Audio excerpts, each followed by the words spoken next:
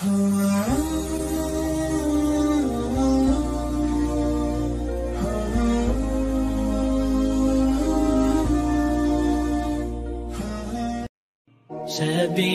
الدموع سبيل مريح تنهدى يا صاحي كي تستريح.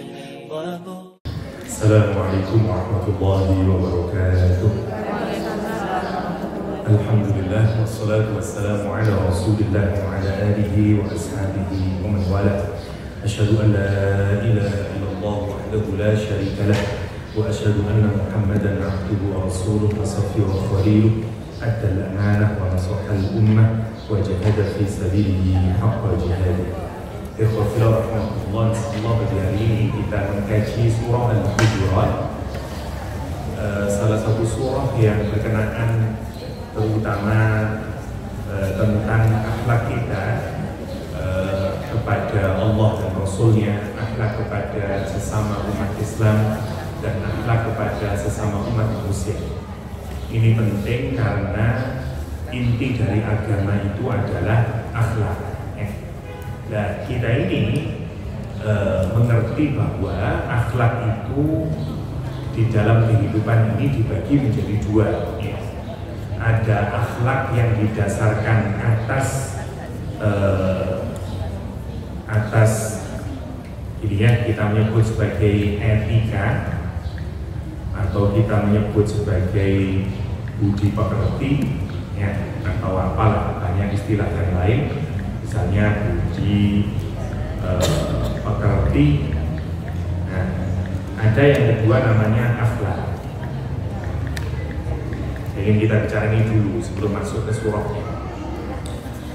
Etika atau budi pekerti itu pijakannya adalah berdasarkan kesepakatan, ya, kesepakatan sosial kesepakatan sosial. Kalau masyarakatnya sepakat ini dianggap kebaikan, kita sifati dengan baik. Kalau masyarakatnya meyakini itu merupakan keburukan, ya kita anggap sebagai keburukan. Saya kasih contoh misalnya, makanya itu setiap satu daerah dengan daerah yang lain bisa berbeda. Contoh LGBTQ misalnya, di Indonesia LGBTQ dianggap haram. Bukan aturan agama ini. Kita di Indonesia menganggap laki-laki sama laki-laki, perempuan sama perempuan, atau laki-laki bisa dua-duanya dan seterusnya lah. Sekarang ini banyak modelnya. Ini diharamkan kalau di Indonesia. Jadi kalau kita melihat di Indonesia ini diharamkan menurut kultur Indonesia, menurut adatnya orang Indonesia. Tapi kalau jenengan ke Belanda, katakanlah LGBTQ adalah sesuatu yang dihalalkan. So, jadi berbeda ternyata kalau kita melihat, iya ya, akhlak atau etika atau budi pekerti di masing-masing negara bisa berbeda, masing-masing budaya bisa berbeda. Kenapa Ustaz? Karena standarnya kesepakatan sosial. Misalnya, saya kasih contoh yang paling sederhana. Kita kalau ngapunten ini agak jorok sedikit, kita kalau umbelen, terus sedang makan bareng di ruang makan bareng, wong Indonesia kira-kira ngambil tisu dan dijebrotaken di depan orang-orang, atau apa yang dia lakukan? Dia tahan, nah gitu. Dia tahan untuk mengapunten ini agak jorok. Terus kita paling ambil tisu giniin aja. Kita tidak berani mengeluarkannya. Bagi orang kesopanan atau etika budi pekertinya wong Indonesia, mau saya.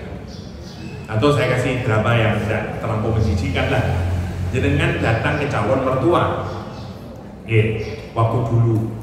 Terus jenengan bilang, nah, ada mertuanya bilang dari mana asalnya kira-kira jenengan wantun mengeluarkan imusnya di depan mertua, lah betul wantun tuh. Pasti ngambil tisu doang, cuman ngeten mawon. Dan itu dianggap sopan. dianggap berbudi pekerti. Tapi kalau jenengan ngoten di Australia, dianggap tidak sopan. Kenapa? Karena jijiki bagi orang Australia kalau ngenter-ngenter jijiki. Mestinya tok noi. Ambil tisu, jebrot no sakit gete, gak masalah orang sana. Karena menurut dia itulah hal yang sesuai dengan etika mereka. Lalu pancen wis untuk lalu pokok. Ngoten, itu kalau Australia. Berbeda. Contoh lagi misalnya sama dengan banyak hal ya, misalnya apa mawon lah, tidak harus minta maaf begitu, itu biasa saja. Memang berbeda antara satu budaya dengan budaya yang lain. Apa yang kita tidak anggap sopan di satu tempat, barangkali di tempat yang lain merupakan kesopanan. Nah, gitu. Jadi bisa berbeda kalau kita mendasarkan kepada budaya atau kesepakatan sosial. Ya, marijuana, ganja, di sini haram. Jangan ke Amsterdam legal, bahkan dijajakan di kalau malam banyak orang jualan smoking ini ganja. Karena itu sebagian orang Indonesia kalau kepingin merasakan ganja, either ke Thailand atau ke Belanda, dia bisa ganja di sana, halal betul ditangkap dan seterusnya, legal. Pelacur di sini haram. Menjadi pelacur di Belanda boleh, pekerjaan itu. Jadi pekerjaannya pelacur, dan dia harus melakukan treatment sebagaimana aturan negara. Misalnya tiap 1 bulan dia harus periksa kesehatannya ini dan seterusnya. Menarik kalau kita pikirkan. Oh iya, ternyata kita tidak boleh mendasarkan atas etika dan budi pekerti. Kenapa? Karena sifatnya boten jejeg, sifatnya relatif, tergantung kesepakatan sosial. Nah gitu. Dulu zaman saya kecil, goncengan lanang wedok bukan adik kakak, malu, aib. Zaman saya masih kecil, gitu. Sekarang goncengan biasa saja. Mahasiswa-mahasiswi saling berboncengan biasa saja. Kita tidak menganggap sesuatu yang aneh sekarang. Nah gitu. Bahkan ngapunten ya, orang sekarang melihat pacaran sesuatu yang normal, asalkan tidak hamil. Standar etika itu berubah dari tahun ke tahun. Masya Allah kalau kita pikirkan itu. Orang sekarang justru kalau tidak pacaran aneh. Ngapunten ya, semoga kita dijauhkan dari nggak ada pikiran kayak begitu. Tapi secara umum masyarakat kita, anaknya yang pacaran nggak biasa mawon loh. Malah antik lah nggak pacaran. Kok lu wis gede kok durung pacaran aja. Kok durung duwe pacar kan bingung malah sing wedok. Wong tuane malah sing bingung.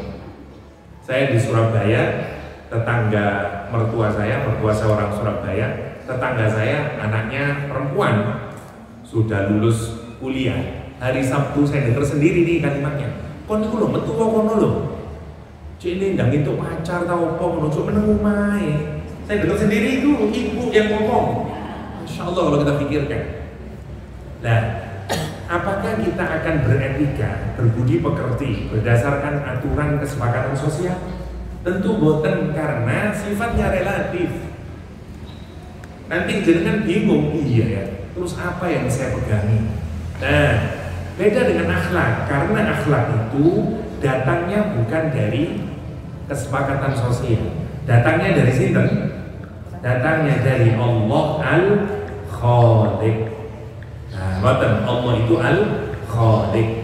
Al-Khaliq menciptakan apa? Makhluk. Kita ini makhluk. Agar kita ini, karena Allah menciptakan makhluk, Allah mengatur tata aturannya, namanya akhlak. Jadi ada hubungan segitiga antara kita dengan Allah. Allah, makhluk, akhlak. Jadi sumber akhlak dari mana? Dari Allah. Nah, kalau bersumber dari Allah, kira-kira bisa berubah apa buatan? Buatan berubah. Zino mulai sejak Nabi Muhammad sampai nanti yaumul kiamat tetap haram. Babi mulai Nabi Muhammad sampai nanti yaumul kiamat tetap haram. Pacaran mulai Nabi Muhammad sampai yaumul kiamat tetap haram. LGBTQ tetap haram dan seterusnya dan seterusnya. Ngoten nggih. Kenapa ini penting? Karena kita mau belajar akhlak kita ini disesuaikan dengan aturan Allah. Boten diatur menurut aturan budi pekerti dan kesepakatan masyarakat. Ustaz, apakah kita tidak boleh ikut aturan budi pekerti dan akhlak? Boleh sepanjang tidak bertentangan dengan aturan akhlak dalam agama. Tapi kalau bertentangan dengan akhlak dalam agama, dengan tidak boleh mentaati budaya atau etika atau budi pekerti yang diajarkan dalam agama, yang diajarkan oleh budaya maksud saya. Tapi kalau dalam agama kita wajib mengikutinya. Mau bertentangan dengan agama, mau bertentangan dengan budaya, kita tidak peduli. Kenapa? Karena kita harus meletakkan akhlak di atas budaya. Akhlak harus menjadi standar dari etika dan budi pekerti. Ngoten maksudnya ini. Itu awalnya kenapa kita kemudian mempelajari surah Al-Hujurat. Karena nanti menariknya isinya surat Al-Hujurat itu dibagi akhlak kita kepada Allah, akhlak kita kepada Rasul, akhlak kita kepada sesama orang yang beriman, akhlak kita kepada sesama manusia. Ada 4 tadi bagiannya. Nopo selesai Ustaz? Insya Allah boten selesai. Kersane perlu diundang balik, boten. Nanti silakan dengan belajar sendiri. Tapi saya memantik dulu. Kersane tertarik dengan surah Al-Hujurat. Mari kita awali kajian kita. Bismillahirrahmanirrahim. Ya ayyuhalladzina amanu la tarfa'u aswatakum fawqa sawtin nabi. Ya ayyuhalladzina amanu la tuqaddimu baina yadayillahi wa rasulih. Wattaqullaha innallaha sami'un alim. Surah ini memiliki 3 nama. Yang pertama namanya surah Al-Hujurat. Hujurat dari kata hujuratun. Hujuratun jamaknya hujurat. Nah, apa maknanya Ustaz? Kamar. Bukan rumah, kamar. Jadi rumahnya istri-istri Nabi itu tidak layak disebut rumah. Disebutnya kamar. Kenapa? Ukurannya kecil. Mungkin maksimal 3x4. Ini pun maksimal. Dan itulah rumahnya Aisyah, rumahnya Khadijah, rumahnya Ummu Salamah, rumahnya dan seterusnya Ummu Habibah, semua istri-istri Nabi. Rumahnya Hafsah 3x4. Karena itu istilahnya disebut dengan hujurat. Hujurat zaujatin Nabi, kamar istri-istri Nabi. Nah, hujurat dari kata hajarun. Napa hajar nih? Hajarun, hajar aswad, hajar batu, aswad ireng, hajar aswad watu hitam. Hajar itu batu. Lah Ustaz, kenapa kok disebut hujurat? Iya, bangunan yang dengan cara menumpuk-numpuk batu sehingga membentuk satu kamar disebut dengan hujurat. Kalau batunya ditumpuk-tumpuk tapi belum ada atapnya, hanya sekitar 2 meter, batunya mengelilingi, namanya hijir. Makanya untuk hijir Ismail. Jadi kan lihat hijir Ismail nutup dari bangunan kaya Ka'bah, boten separuh tok. Ka'bahnya nutup, hijir Ismail boten nutup. Kenapa? Dan di duit. Saya itu rumiyin asalnya waktu dibangun kembali Ka'bah di Pogar, niku juwike boten tutup sehingga cukup separuh tok. Karena hijir Ismail adalah bagian dari Ka'bah. Jenengan lek nanti sholat di dalam hijir Ismail sama dengan sholat di dalam Ka'bah. Sing wonten talang emasé niku lho. Nggih, niku namanya hijir Ismail. Ya, hijir namanya. Lah, Ustaz, saya itu kan Saudi sugih. Kenapa kok tidak dibangun lagi? Dulu pernah. Pada masa pemerintahan Abbasiyah Umayyah. Nah akhirnya ganti imam, ganti model. Jadi sampai kemudian wah kita kembalikan lagi, imam yang lagi tidak merasa hasil karyanya dikalahkan, dibongkar lagi. Akhirnya Imam Malik, gurunya Imam Syafi'i, ngasih pendapat kepada pemimpin Islam saat itu, jangan dirubah biar Ka'bah tidak menjadi ambisi dari para pemimpin umat Islam. Jangankan pemimpin umat Islam, kita lah biasanya ngoten loh. Engko Harlambang peninggalannya SBY mau bikin tempat untuk olahraga, ganti SBY dari rumah yang penerusnya. Selalu gitu model kita ini. IKN ganti Jokowi dari rumah tuh. Itu contoh dan negara. Yang kecil-kecil nanti jenengan tinggalin ngoten. Biasa orang itu ganti menteri pendidikan, ganti kurikulum, bukunya ganti mape, lagi gitu. Kita ini biasanya ngoten. Lah akhirnya nanti yang jadi aib adalah Ka'bahnya diganti-ganti. Karena itu dipertahankan bentuknya sampai detik hari ini, meskipun Saudi kebanyakan duit tetap mawon. Makanya jenengan lek keliling dulu, boten nang salah jenengan tawaf mapal buteng ribu batal tawafnya jenengan. Gak boleh sebelum 7 kali putaran. Jenengan muter ping 5 dorong kosong menjero dhisik ta. Batal tawafnya jenengan, gak boleh. Gitu. Kenapa? Karena itu masuk ke dalam Ka'bah. Namanya hijir. Jadi wonten hujurah, wonten hajarun, wonten hijrun. Hijir Ismail. Surah ini disebut dengan Al-Hujurat. Kenapa? Karena nanti menceritakan tentang tentang rumah tangga Rasulullah SAW. Tentang rumahnya Rasulullah SAW. Sing kotak-kotak niku, lah niku rumahnya istrinya Rasulullah SAW. Namanya Hujurat. Sing gede niku napa Ustaz? Masjid Nabawi. Dulu Masjid Nabawi ngoten niku mboten-mboten atape, enggak kayak sekarang. Besarnya seberapa Ustaz? Dengan menawi nanti umroh ya, dari pengimam sadurunge pengimam bahkan ya. Jadi mulai dari tempatnya adzan, sekarang imamnya sudah dikedepankan. Niku pun boten Masjid Nabawi sing asal ya. Jadi lek jenengan ningali wong sing adzan, lah iku di depannya kan wonten mimbar yang masih yang kuno dan dipakai kalau sekarang itu mimbarnya Nabi. Lokasi Raudhah, jadi kan ngertos lokasi Raudhah yang sepanjang itu sampai tapi lebih jauh lagi. Nah itu saja dulu Masjid Nabawi itu.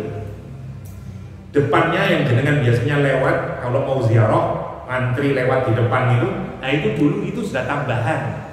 Apalagi mulai di belakangnya semua payungnya. Lah itu sampai ke belakang, wow, wah itu sudah tambahan dari Masjid Nabawi. Dulu kecil. Nah, dulu ya semacam itu. Dan boten wonten yup-yupane. Yup-yupane bagian paling depan niku mawon. Dari pelepah kurma. Sederhana sekali dulu. Nah, rumahnya Aisyah gandeng kali masjid. Nah, itulah yang disebut dengan hujurah. Ya, jadi ada 9 nanti hujurah untuk istri-istri Rasulullah SAW. Makanya setiap sore ba'da sholat asar Rasulullah mengunjungi rumah istrinya satu-satu. Ngapain Ustaz ditanyain? Iya kabare, ono masalah apa, duitnya kurang enggak, dan seterusnya dan seterusnya. Setiap ba'da asar satu-satu ditanyain kabarnya, ono keperluan apa, ada yang masuk dan seterusnya. Jenengan nanti ditangleti ngoten suaminya. Pernah Ustaz, 3 bulan pertama. Saat ini buat nanti ditakleti, lagi loh. Jenengan malah ditelepon aneh. Ya, apa kabarnya? Lah apa tanya kabar? Ngoten kok. Dulu awal-awal ngoten, wah, baru nikah dapat seminggu. Apa kabarnya udah makan siang? Oh, aduh, kok yo mau lagi loh. Begitu sudah lama, kita tidak pernah lagi bertanya kabar. Sesuatu yang aneh kecuali suami jenengan kemana, ke Malaysia, baru tanya, iya kabarmu, api-api mas, anak-anak yopo. Tapi tidak tiap hari. Lihat akhlaknya Rasulullah ini. Setiap ba'da asar, ini mengunjungi istrinya satu-satu. Jenengan nanti mau surat At-Tahrim tentang drama nopo air madunya Zainab istri Nabi, ya karena itu. Bayangin ba'da asar dikunjungi satu-satu. Ya katakanlah 10 menit, 15 menit satu orang. Pilihan barangkali ada kekurangan nopo, Nabi akan menyelesaikan persoalan. Nah, misalnya 15 menitan, tapi kalau ke rumahnya Zainab 20 menit. Cemburu Aisyah dengan Hafsah. Ini kenapa ini kok lama kalau di rumahnya Zainab? Ternyata Zainab memberikan air madu untuk Rasulullah. Selidik punya selidik, laporan ke Aisyah, ngeten bunyai, misalnya wong Jawa nih, ini gara-gara adalah karena menyediakan air madu.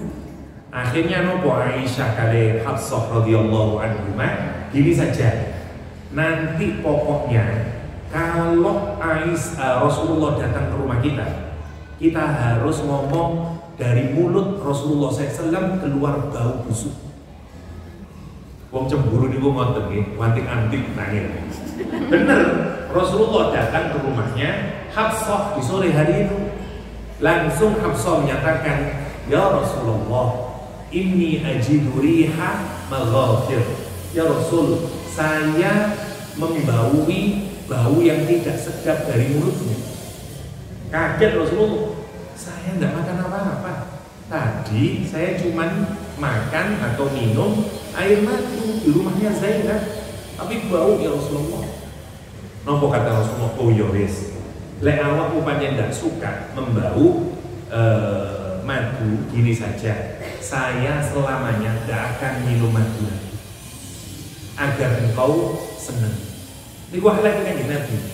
Nabi itu akhlaknya bagaimana istri-istrinya ridho, bagaimana istri-istrinya itu puas senang kepada Rasulullah SAW. Dan dia bisa seneng, tentrem. Jenengan petani, wong Jawa niku sing dikengken mendapatkan ridho istri kepada suami atau suami kepada istri. Istri terus dikengken. Kon kula sing nurutnya bojone, cek oleh ridhone bojomu, balik-balik nama tenang. Kenapa? Karena sing ceramah wong lanang. Saestu niku. Padahal kalau jenengan mau surat At-Tahrim, Rasulullah Shallallahu Alaihi Wasallam niku mencari ridhonya istrinya. Niki mboten nanti diamalaken. Terutama buat para suami. Kenapa? Selalu sing ceramah lanang. Waktu nikahan sing ceramah, maka jadi istri harus nurut nanti sama suami. Padahal mestinya dibaca surat At-Tahrim. Rasulullah itu ngantos kesenangannya padahal minum madu, tapi demi membahagiakan istrinya dia rela tidak minum madu selamanya. Coba bayangkan, jenengan dua suami atau suami ini jenengan merokok misalnya, terus jenengan cuma seneng aku mau merokok ini, wah kamu udah seneng kan? Ya wes, sampai dino kiamat aku udah katine rokokan mana. Wonten sing kados wonten trek, wonten trek, wonten akhir. Masya Allah, suami ini jenengan wong Blitar, senengane pete, ambil sambel. Jenengan boten remen pete, Mas jangan makan pete kok Mas. Kok nih yo, pete enak kok. Jawab niku sing salah. Lagi mau dia menyatakan demi cintaku padamu tidak akan kumakan pete selama-lamanya. No. Nah gitu. Rasulullah itu ngoten. Ya ayyuhan nabi, lima tuharrimu ma ahallallah. Kenapa kamu kok mengharumkan sesuatu yang Allah halalkan untukmu? Kenapa kata Al-Quran? Ibtigha'a mardata azwajik, hanya untuk mencari bahagianya istri. Allah SWT dilarang oleh Allah. Ojo ngono, ojo teman-teman masih nyintai bojomu, tapi lek sampai sesuatu yang mestinya halal kok datuk haram no itu. Maksudnya haram di sini bukan Nabi mengganti hukum ya, boten. Nggak mau lagi. Ojo, nggak popong lagi. Dan Nabi Muhammad ngomong no tentang bojone, ojo ngomong-ngomong ya. Hafsah, saya nggak akan minum lagi, tapi kamu jangan berbicara kepada siapapun. Tapi namine sesama dharma wanita, ember akhirnya. Mbak ojo cerita loh mbak. Ono po Hafsah dari Aisyah, tiba Nabi ku katene ngene harus cerita sampai semua istri Nabi mengetahui. Nabi gak suka. Apa yang dilakukan Nabi? Nabi gak ngajak bicara istri-istrinya. Nabi diam di satu kamar, dibiarkan saja. Ya nopo terusane jadi cerita surat At-Tahrim kula boten Al-Hujurat. Nanti suatu hari nggih. Kita kembali lagi ke surah Al-Hujurat. Jadi ini cerita tentang hujrahnya, kamarnya Rasulullah SAW bersama istri-istri. Kenapa Ustadz kok dinamai surat Al-Hujurat? Karena nanti ngeten Nabi itu meskipun 24 jam jadi Nabi, tapi beliau itu nggak ada istri, punya anak. Wonten wilayah privatnya Rasulullah SAW. Di mana itu? Di dalam rumahnya. Kalau Nabi sudah masuk ke rumah, itu milik istri dan anaknya. Ojo ganggu, hei umum Islam, ngoten maksudnya ini. Kamu tidak punya etika kalau tetap ganggu Nabi, meskipun bertanya tentang ilmu agama. Kalau dia sudah ada di dalam rumah, dia itu sudah memberikan seluruh waktunya untuk umat Islam. Tapi kan istrinya punya hak atas diri Rasulullah SAW. Anak-anaknya punya hak kepada Rasulullah SAW. Makanya kalau dia sudah masuk ke dalam, beliau sudah masuk dalam rumahnya, jangan kamu ganggu. Ayat ini turun kenapa? Karena nanti datang orang Arab Badui mengganggu Rasulullah saat bersama istri dan anak-anaknya. Nabi itu Masya Allah, dengan bayangkan setelah Rasulullah meninggal dunia, Aisyah ditanyai oleh para sahabat, momen apakah yang paling engkau cintai bersama Rasulullah SAW? Nangis Rasulullah Aisyah radhiyallahu anha. Kata Aisyah, yang paling aku cintai dari Rasulullah SAW, yaitu ketika di malam hari aku tidur bersama Rasulullah, kulitku dan kulit Rasulullah sudah bersentuhan, kata dia. Tetapi kemudian Rasulullah bangun di malam hari dan meminta izin kepadaku untuk melakukan qiyamul lail. Kata Rasulullah, wahai Aisyah, apakah engkau mengizinkan aku untuk qiyamul lail? Napa jawab Aisyah? Ya Rasulullah, sesungguhnya aku menyukai diriku bergandengan dengan dirimu di ranjang. Akan tetapi aku jauh lebih menyukai apa yang engkau sukai dalam ibadah. Silahkan ya Rasulullah. Itulah nanti kita dapati riwayat kenapa Aisyah ngalami ngoten. Karena Rasulullah lagi sholat, ruangannya 3 kali lipat. Lagi sholat, Aisyah masih tidur, kakinya selonjor di depan Nabi. Nabi mau sujud, dipindahkan kakinya Aisyah ke sebelahnya, sujud Rasulullah. Itu yang kita dapati dalam hadis. Coba jangan pikirkan. Nabi itu tahu malam hari tubuhnya itu milik istrinya, hak istrinya. Karena itu hatta kalau dia mau sholat mawon minta izin kepada istrinya. Suami jenengan ngopi minta izin ke jenengan. Sebentar deh, aku tak tuku Indomie dhisik misalnya. Nggih, boten nate. Lihat akhlaknya Rasulullah kepada istri ini. Ngeten ini perlu disosialisasikan kepada para suami. Kenapa Ustaz kok boten nanti diceramahkan lagi-lagi? Sing ceramah laki-laki. Makanya sudah ngomong, wong wedok yo kudu nurut, wong wedok yo kudu ngene. Dia lupa bagaimana sikap Nabi kepada istri-istrinya. Jangan kalau mempelajari sikap Nabi kepada istrinya, membuka. Betul wonten wong lanang kados Rasulullah SAW. Cintanya kepada istrinya, perlakuannya kepada istrinya, subhanallah Rasulullah. Lembutnya kepada istrinya. Saya tambahin satu cerita lagi. Wonten orang Habasyah datang ke Madinah. Mereka memperagakan tari-tarian pedang di Masjid Nabawi. Rasulullah di dalam rumah bersama Aisyah. Nopo terus kanjeng Nabi, Aisyah, kamu mau melihat kalau sekarang entertainment, tarian dan seterusnya, tarian pedang. Kata Aisyah, "Nggih Rasulullah." Lah Aisyah meletakkan dagunya Biqali ala mankibihi, kata Aisyah, aku meletakkan daguku di atas pundak Nabi di sini. Dan itu di jendelanya. Semua orang melihat mesranya Aisyah dengan Rasulullah karena meletakkan dagunya di sini, ngeten Aisyah. Ambek Rasulullah itu dipegel. Kata Rasulullah, wis mari ta Aisyah. Belum. Kata Aisyah. Kenapa? Karena kata Aisyah, biar semua orang tahu aku adalah istri Nabi yang paling dicintai oleh Rasulullah. Karena dia ingin menunjukkan, dia show off kepada semua orang. Dan setelah selesai, Rasulullah bertanya, menjelaskan kepada Aisyah. Kata Rasulullah ke Aisyah, kenapa aku membolehkan kamu melihat entertainment dan membiarkan kamu meletakkan dagumu di pundakku? Kata Rasulullah, karena aku ingin mengajari kepada orang-orang Yahudi, anna fi dinina fushatun. Sahih hadis ini. Karena saya ingin mengajari kepada orang Yahudi bahwa dalam agama kita ini ada kemudahan. Bukan ekstrim tok agama ini.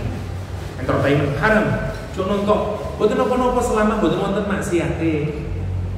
Masya Allah, orang Yahudi ini super ketat kepada istri. Makanya dilebarkan. Masya Allah, menarik. Niku karena itu surah ini disebut dengan surah Al-Hujurat. Yang kedua, surah ini disebut dengan Al-Akhlaq wal Adab. Surah akhlak dan surah adab. Kenapa? Karena isinya tentang akhlak tadi.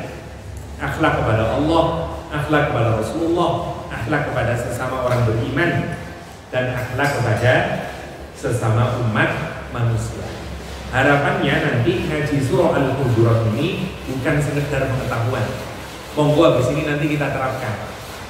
Misalnya nanti sesama umat Islam nggak boleh gosip. Saya mantun ngaji surat Al-Hujurat, boten gosip malik. Nggak boleh lagi riba. Tapi itu bener loh Ustaz. Justru lek bener itu namanya riba. Lek boten bener namanya buhtan. Namanya fitnah. Riba itu dari kata nopo sih? Ghaib itu nopo? Boten wonten, namanya ghaib. Jenengan lek ngomongaken tentang seseorang, orang yang tidak ada di depan jenengan, namanya riba. Karena orangnya tidak ada. Contoh, Mbak, aku loh Mbak, wingi ketemu sopo Bufat itu loh. Bufat itu tiba ini. Terus jenengan ngomong, kau oleh ngomong itu jadi riba. Lah, ini tidak riba, kenyataan. Aku ingin ketemu. Lagi justru kenyataan itu namanya riba. Lagi duduk kenyataan namanya nopo fitnah. Karena dono kenyataan nih jenengan mengada-adakan namanya hoax. Justru kalau ada kenyataannya niku namine riba. Riba boten nangsal, danio terus dusta. Wong riba mawon ndak boleh. Mau lu aku ngaji. Terus ana apa? Ustaz itu lho lemu. Kula panjenengan lemu, angel. Tapi kalau jenengan itu omongkan sebagai cara untuk menjelekkan seseorang, namanya riba. Boten nangsal. Tapi kan sesuai kenyataan Ustaz. Enggak, meskipun sesuai kenyataan. Niku mati hati-hati. Islam niku sangat menghormati kehormatan diri seseorang. Boten nangsal. Nanti kita belajar ke sana nih. Wonten riba, wonten qadzaf, wonten macam-macam. Akhlak sesama orang Islam. Boten nangsal. Tahan. Makanya hati-hati, terutama ngapunten nggih, bukan hanya perempuan, sebenarnya laki-laki kata ngomong no gosip ini. Tapi kan kata lumrah biasanya masalah pergosipan itu masalah ibu-ibu. Mereka hati-hati. Seorang perempuan ahli ibadah, ahli puasa, ahli sholat dilaporkan kepada Nabi, saya punya tetangga ya Rasulullah, dia ahli ibadah, akhlaknya wah ibadahnya hebat, bacaan Qur'annya hebat, tapi satu salahnya, mulutnya melukai tetangganya, omongannya menyakitin orang lain. Kata Rasulullah, la khaira fiha, gak ada kebaikan pada perempuan itu, wahia finnar, dan dia berada di dalam neraka. Kata Rasulullah SAW. Monggo dipikirkan, nopo kesalahannya? Ibadahnya saya. Kesalahannya adalah gak duwe akhlak antara sesama umat Islam. Makanya penting surah Al-Hujurat ini. Oke, ini bahasan ya. Jadi inti surat Al-Hujurat Nggak usahlah kepanjangan, nanti kita mulai dari ayat yang pertama. Oke. Ya ayyuhalladzina amanu, hei orang-orang yang beriman, la tuqaddimu, janganlah kamu mendahului, la tuqaddimu baina yadayillah, di depan Allah Subhanahu wa taala, wa rasul, dan di depan rasulnya, la tuqaddimu baina yadayillahi wa rasulihi, dan di depan rasulnya. Maksudnya apa ini? Taqaddam atau taqdim dalam bahasa Arab mendahului, ya. Jadi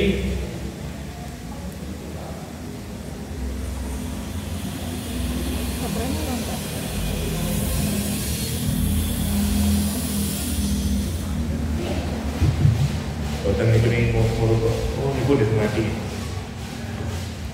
Nah, lembut. Dalam bahasa Arab ngeten.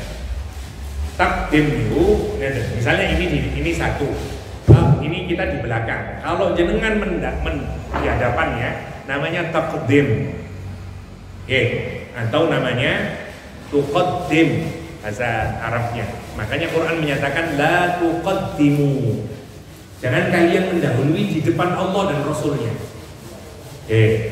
Mendahului apa Ustaz? Nggak dijelasin. Ntar dulu. Menarik ya, teman. Seperti yang pernah saya singgung kapan hari, rumus umum di dalam Al-Quran, kalau ada kata kerja yang mestinya dijelaskan objeknya, tapi kok objeknya boten disebutkan, berarti maknanya menjadi luas. Ada 3 rumusnya, ngeten. Subjeknya, objeknya ditaruh, dijelaskan. Misalnya, saya mencintai Fatimah. Mana objeknya? Fatimah. Fatimah jadi objek, subjek, predikat, objek. Zaman dahulu kala ini loh. Atau fi'il, fa'il, maf'ul bih. Misalnya saya mencintai Fatimah. Wonten objeknya itu. Kalau objeknya ditaruh di belakang, maknanya adalah saya memang mencintai Fatimah, tapi tidak khusus Fatimah. Ada yang lain.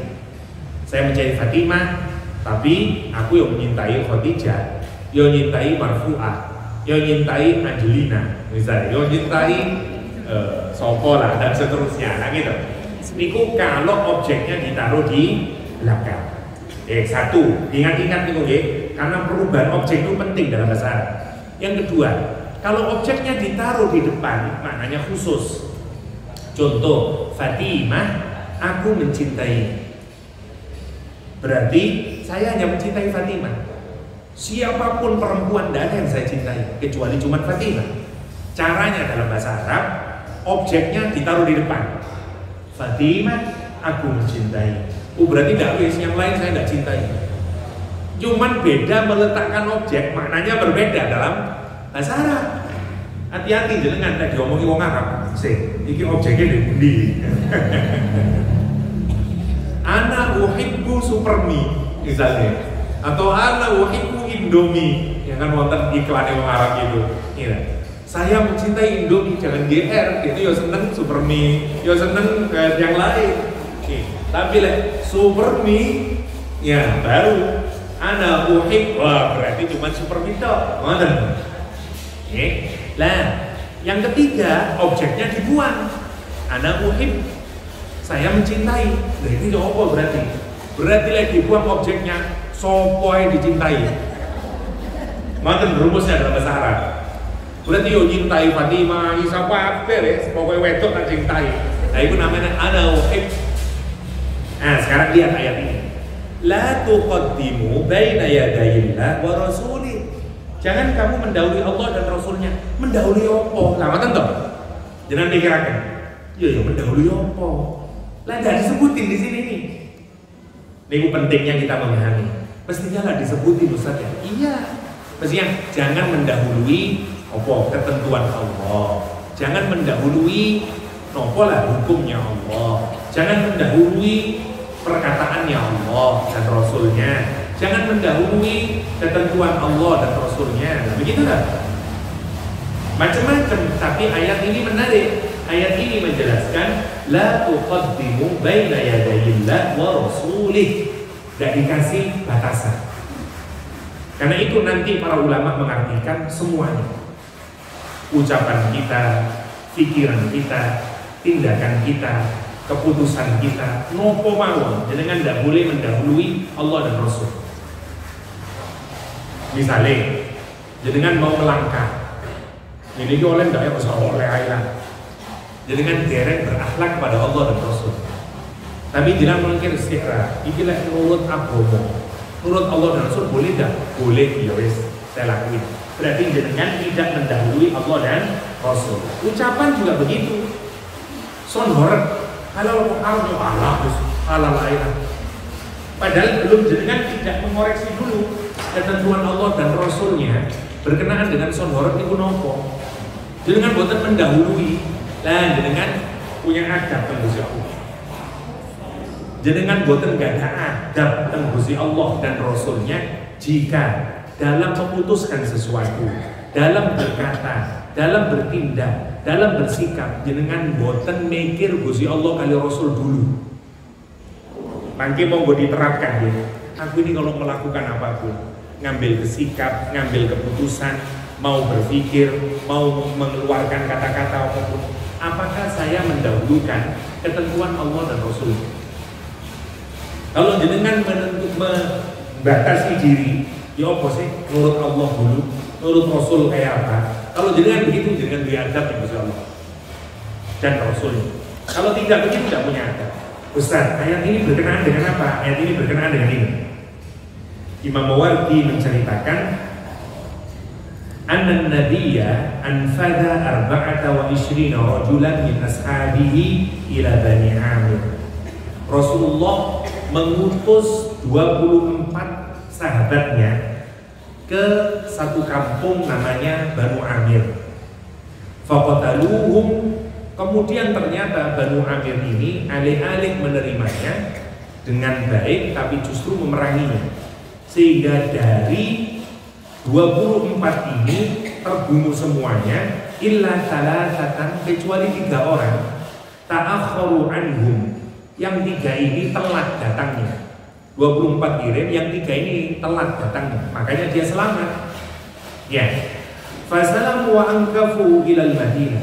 Kemudian 3 orang ini karena melihat, dulur-dulurku kabeh kok dipateni kabeh. 3 orang ini tidak meneruskan, kemudian kembali ke Madinah.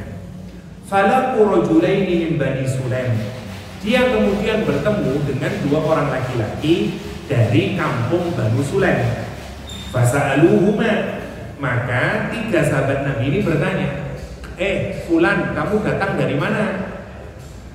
An-nasa bihima faqala, dia ini kemudian menyatakan kami dari Banu Amir, padahal dia datang dari kampung mana? Banu Sulaim. Tapi ngakunya kepada 3 sahabat Nabi menyatakan kami dari Banu Amir. Padahal 3 sahabat Nabi ini baru saja mengetahui Banu Amir telah membunuh 21 sahabat Nabi. Kira-kira oleh jenengan, kurang ajar, ini berarti dari kelompok musuhku. Ya. Sementara yang dari Banu Sulaim itu mikirnya begini, karena Banu Amir itu dari suku yang kuat. Sementara Banu Sulaim suku tidak kuat. Dia ngomong berasal dari Banu Amir agar dia merasa aman. Tapi begitu dia bilang dari Banu Amir, maka 3 sahabat Nabi itu kemudian faqataluhuma, dibunuh keduanya. Karena berasal dari musuh, berarti ini musuh kita ini yang tadi telah membunuh. Akhirnya terjadi perang, dibunuhlah 2 orang ini. Faja'ana nafarun min Bani Sulaim, kemudian datang orang-orang dari kampung Bani Sulaim ke Madinah menuntut uang tebusan karena terjadi hubungan damai antara Madinah dengan kampung Banu Sulaim. Tetapi kenapa orang Islam kok membunuh warga kami 2 orang? Gak boleh, maka dia meminta uang tebusan, uang diat namanya, atau uang dam, ya, uang darah, karena kamu telah membunuh nih. Faqalu, inna bainaka wa bainaka ahidan. Katanya Bani Sulaim, kita kan punya perjanjian damai. Wa qad qutila minna rajulan. Tapi kalian telah membunuh 2 orang laki-laki di antara kita. Fawaddahuma an-nabiyyu bi mi'ati ba'in. Nabi kemudian membayar uang diat sebanyak 100 unta. Wah, keh niku. Lelek lemosin siji 50 juta, kira-kira padha lah 50 juta kali 100. 5M bayarin. Makanya besar harga diri manusia ini. Wong saiki saenake nggih, saling paten pinate. Masya Allah, ini dulu begitu. Wa nazalat hadhil ayat, kemudian turun ayat ini. Enggak boleh seenaknya satu. Direnungkan dulu ya, saya belum lebarkan. Memberikan ketentuan sebelum cek and recheck, bahkan diopoi ketentuan menurut Allah dan Rasul karena terburu-buru. Yang pertama. Yang kedua, ayat ini turun berkenaan dengan satu rombongan Rabbun min Bani Tamim yang warna biru nih. Rombongan masyarakat dari kampung Banu Tamim. Kebetulan pemimpin Banu Tamim telah meninggal. Mereka tidak tahu siapa yang paling pas untuk menjadi pemimpin Banu Tamim ceritanya. Makanya dia datang ke Rasulullah, minta Rasulullah ngasih fatwa berkenaan dengan siapa pemimpin Banu Tamim yang paling tepat. Apakah Gibran ini mau dimakzulkan atau tidak? Kira-kira ngoten. Siapa nanti pemimpin yang pas ini? Wah, misalnya kados ngoten. Dia tidak tahu, datanglah ke Madinah minta persetujuan Nabi. Nabi belum ngomong nopo-nopo. Masuk ke Masjid Nabawi, wonten Sayyidina Umar kali Sayyidina Abu Bakar. Langsung Abu Bakar menyatakan, kata Abu Bakar, Amir Al-Qaqqa bin Ma'bad. Menurut itu aja yang jadi pemimpin Qaqqa. Namanya memang rada antik ya. Qaqqa namanya. Ini namanya Qaqqa gitu. Qaqqa. Wah, tapi tidak usah ditiru ya. Sopo jenenge anakmu Qaqqa. Qaqqa. Namanya Qaqqa bin Ma'bad. Begitu Abu Bakar membuat memberikan argumentasinya, berarti mendahului sinten? Allah dan Rasul. Nabi terus ngomong apa nih? Langsung angkatlah menjadi pemimpin Qaqqa bin Ma'bad. Umar menimpali Abu Bakar. Kata Umar bin Khattab, Amir Al-Aqra bin Habis. Jangan jadikan pemimpin itu Al-Aqra bin Habis. Abu Bakar, badannya kok badannya kok gitu. Saya tadi lupa kalau janji mau bawa karena biasa ceramah mboten double ngeten-ngeten nangge. Ya ada beberapa tempat, tapi kebiasaan boten. Jadi lali ternyata iPad-nya 0%. Makanya tadi telat, tak charger di sini 15 menit nih, dapat 25 menit tadi 25%. Ini tinggal 10%. Tapi nanti menawi mati kita teruskan betul apa-apa. Semoga cukup waktunya. Selanjutnya kata Abu Umar bin Khattab, jangan angkat saja Aqra bin Habis. Begitu demikian Abu Bakar kecewa. Kata, Umar, kamu dulu senengannya kok ulayani aku aja. Kenapa kamu sukanya berselisih dengan saya? Kata Umar, ma'aradtu khilafak. Saya tidak bermaksud berbeda dengan kamu. Memang menurut saya, saya ngapi ku Aqra sampai ku ngawur dengan Qaqqa aja. Ngawur aja, yo ngapi Qaqqa gak iso. Yo mending dimakzulkan, gak iso. Yo mending gak usah dimakzulkan, tukaran iki wis. Sampai suaranya meninggi di hadapan sinten? Rasulullah Shallallahu Alaihi Wasallam. Turun ayat ini. Kenapa? Bayangkan dengan pikiran ini. Niki sinten orang terbaik setelah Rasulullah Shallallahu Alaihi Wasallam, yaitu Umar bin Khattab dan Abu Bakar As-Siddiq. Pertanyaan pula, Ustaz, kenapa ya Abu Bakar As-Siddiq dan Umar kok tidak tahu ada? Mungkin dengan dua pikiran nakal, orang biasa menggol, gue menang disik lah. Misalnya, satu, belum ada aturan akhlak saat itu. Satu. Yang kedua, berdasarkan pengalaman Rasulullah itu selalu bertanya kepada Abu Bakar dan Umar. Biasanya berdasarkan kebiasaan Nabi itu selalu bertanya, piye lek menurutmu Abu Bakar? Piye lek menurut awakmu Umar? Selalu ngoten Rasulullah itu dalam hal apapun. Maka berdasarkan kebiasaan jenengan tidak bisa menyatakan sikapnya Abu Bakar dan Umar sebagai sikap yang buruk. Ini sikap kebiasaan nih. Karena Nabi biasanya meminta pendapat piye Umar, piye Abu Bakar. Tapi Allah sengaja menjadikan kejadian ini untuk meregulasi aturan akhlak. Dan kita tahu. Maka kemudian turun ayat ini. Semenjak ayat ini turun, Abu Bakar tidak pernah berkata-kata yang suaranya lebih tinggi bahkan dari Rasulullah SAW. Termasuk Umar. Dakwani pun, ono apa-apa dakwani, pokoknya dari takoni menentok pun. Niku cara kita nopo adab kita kepada Allah dan Rasul. Berarti nopo Ustaz, kalau singkatakan kersane nanti dapat beberapa ayat. Yang pertama, kita ini tidak boleh dalam hal urusan apapun tanpa mendahulukan Allah dan Rasul.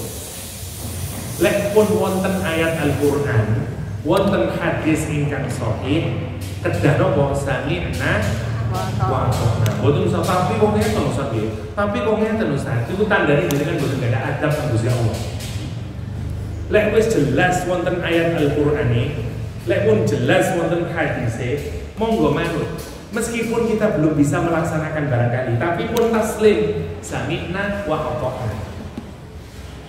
Contoh, kalau kasih contoh sing kasaran mawon wis. Pacaran. Misalnya arek nom-noman ku dikandani, pacaranku dosa. Sini menerima, iya pancen aku ngerti jadi dosa. Tapi yo jenenge opo aku iki sik kalah ya. Gara-gara keseringan nonton drakor iki, akhirnya aku pacaran. Dan itu kasih saya daripada orang yang menyatakan dikandani ojo pacaran dosa itu. Buat nopo urusan itu tak. Dosa apa dosa kaya ruwon rokok ya awakmu. Dan itu orang tidak punya adab kepada Allah. Ngoten. Karena dia menolak aturan Allah dan Rasulnya. Kita ini tidak boleh ngoten. Monggo sekarang dicamkan satu mulai ucapan kita. Hati-hati lek wonten apapun saja. Oh, jari aku ngono ku yo enggak apa-apa, Mbak. Kamu sudah ngecek Quran dan hadis enggak? Kamu sudah melihat enggak dalam agama kayak apa? Bagi roh jari aku ngono ku gak apa-apa. Ini urusan agama, bukan urusan menurut pulau dan menurut jenengan. Bukan nangsal. Makin hati-hati kita ini kalau melihat ngoten. Nopo mawon. Iki tapi anu lho, Mbak. Iki ono campurane minyak babi, tapi saiki soalnya ngene-ngene yo lek jare aku yo ndak apa-apa, Gusti Allah kan rohim. Boten nangsal ngoten niku. Iku namanya pendapat mendahului Allah dan Rasul. Dengan makin apa mawon jenengan jilbaban. Ngapunten nggih. Atau jenengan atau anaknya jenengan pakaian jin, pakai kaos ketat, ngapunten nggih, kelihatan bentuk tubuhnya, tapi jilbaban. Jilbabannya dililitakan mriki dan kelihatan semuanya bentuk tubuhnya. Tapi kan saya menutup aurat, Ustaz. Saya pakai jin, nggak kelihatan kulit saya, dan saya pakai kaos meskipun ketat, tapi kan saya menutup aurat. Iya, Anda tidak sedang menutup aurat, menutup kulit. Kulitnya ditutupi, auratnya boten. Kenapa? Karena lekuk-lekuk tubuhnya masih kelihatan. Nanti zaman akhir kata Rasulullah, ada orang-orang yang menutup tubuhnya, tapi dia tidak menutup auratnya. Dan kita saksikan hari ini. Kita tinggali mahasiswi iya jilbab model kontemporer angel. Jilbaban rambut dia tutupi, tapi ngapunten bagian tubuh yang lain dia hanya tutupi kulitnya, kelihatan semuanya bentuk tubuhnya. Masya Allah. Dulu waktu saya masih ngajar di Jakarta, wonten ketentuan wonten di kampus tidak boleh. Dulu masih saya mengajar, ada satu murid saya itu pakaiannya wonten pas ujian saya dikeluarkan karena wonten peraturannya. Wah, dia menghadap, Ustaz, saya pernah keluarkan pada uang Ustaz, saya gini-gini. Kenapa memang? Pakaian saya kata, lah iya, kan seru. Ini institusi Islam mau pakaian kayak begitu. Tapi gimana Ustaz? Ya nanti nyusul, pulang sana dulu. Suruh pulang, tidak boleh. Nah gitu. Ya karena, kenapa begitu itu? Karena jenengan, karena tidak boleh, kita ini harus lihat dulu ya Allah menurut ketentuan agama. Aurat itu apa? Bukan karena menurut kita. Alah, kamu mau nuai. Apa-apa paling. Ini agama, buatan tidak apa-apa paling. Tak boleh. Di monggo dipikirkan ucapan, ketentuan, sikap, dabu. Makanya dikasih contoh nopo Abu Bakar dengan Umar bin Khattab tadi. Kita ini kalau nonton apapun monggo dipikir ini boleh tidak ya dalam agama dan seterusnya. Ustaz, kalau saya ini tidak tahu aturan, gimana tentang para ulama yang memang dia ahlinya, memang dia punya kekhususan ya di bidang penentuan hukum. Kalau sekarang misalnya nurut MUI, nurut Majelis Tarjih, nurut Bahsul Masail, nurut Lajnah Daimah, nurut Ustaz, lihat dulu Ustaznya. Ustaznya sekaliber memang dia ahli ndak di bidang hukum. Lah Ustaznya sampai tonton, kono kutip dalil, kono apa-apa, nek jare aku ngono iku apa-apa Bu, tenang ae Bu. Lah yo apa iki? Tar dulu. Tapi kalau Ustaznya mengutip itu menurut Imam Syafi'i yang kayak demikian boleh. Dan seterusnya. Atau dengan cek and recheck sendiri dulu sebelum melangkah ketentuan. Bagaimana menurut MUI? Makan kepiting boleh enggak yo? Oh, enggak oleh ngono iku. Sama, kita tidak membolehkan sesuatu yang dibolehkan juga tidak boleh. Dengan juga mendahului Allah dan Rasulnya. Dengan cek keputusan MUI, oh ternyata MUI sudah memperbarui. Dulu memang kepiting sempat diharamkan karena dianggap kepiting termasuk hewan yang hidup di dua alam. Tetapi ternyata salah keputusanmu ini. Kepiting bukan hewan hidup di dua alam, dia hewan laut, hewan air. Kenapa dia hidup bisa lama di daratan? Dia karena dia menyimpan air di balik tempurungnya itu. Kalau airnya sudah habis, ya mati ini. Karena itu dia tidak bisa disebut dengan hewan dua alam. Sejak saat itu MUI merubah seluruh kepiting halal. Boten apa-apa. Lah jenengan lek mikir ngoten berarti boleh. Jenengan boten mendahului Allah dan Rasul. Ngeten nggih monggo dipikiraken nggih. Orang itu kalau yakin kepada Allah dan Rasulnya, jenengan tidak akan mendahului Allah dan Rasul. Kenapa? Karena Allah dan Rasulnya sudah cukup menjadi alasan jenengan untuk tunduk patuh kepada Allah. Akhirnya, saya kasih contoh ngeten. Jenengan kalau ke apotik, terus, Mbak, saya batuk-batuk, apa obat batuknya? Oh, nggih Bu, mau yang cair atau tablet mawon, kasih tablet. Yang ini diminum 2 kali sehari, yang ini harus dihabiskan nggih, ini 1 hari sekali. Oh nggih, jenengan langsung samikna wa ta'na. Boten nanti jenengan protes teng apoteker. Tapi kenapa yang ini kok sekali, kok tidak 3 kali sekali? Kenapa yang ini kok tidak pernah jenengan langsung samikna wa ta'na? 1. Jenengan ke bengkel sepeda motor karena sepedanya ngadat. Terus tukang bengkelnya menyatakan, Bu, ini harus diganti, yang ininya karena sudah rusak, ini diganti, ini, habisnya sekian. Samikna wa ta'na. Jenengan tidak protes, ngapain sama ganti itu, ngawur sama itu. Enggak, jenengan nurut. Kenapa? Karena mereka profesional, karena dia ahlinya.